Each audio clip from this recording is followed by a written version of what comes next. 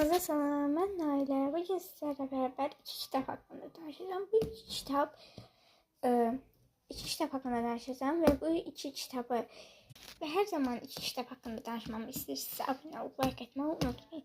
Ən birinci sizə zaman maşını haqqında danışacağım. Zaman maşını necə deyim?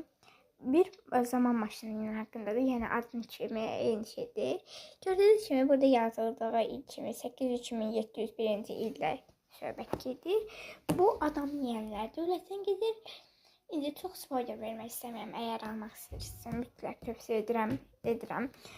Adam yeyənlər haqqındadır. Yəni əgər maraqlı gələrsə, bunu daha da açıqlamasıyla video çəkəcəm. Heç narahat olmayın. İndi ikinci kitabımıza keçək. Bu kitabımız mənim ən sevdiyim yazıcılardan biri olan Alexander Dumas'ın kitablarından biri. Graf Monte Cristo olub. Graf Monte Cristo necə deyim sizə?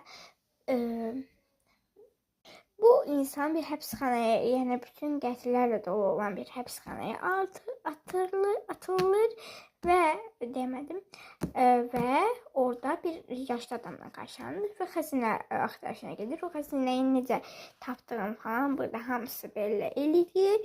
Axırda da sevdiyi qızın əmisi oğlundan gedir qisas alır. Sonra isə hətta onu həbsə atdıranlardan da qisas alır. Daha maraqlı ətrafı istəyirsinizsə abunə olub like atmayı unutmayın. Bye bye.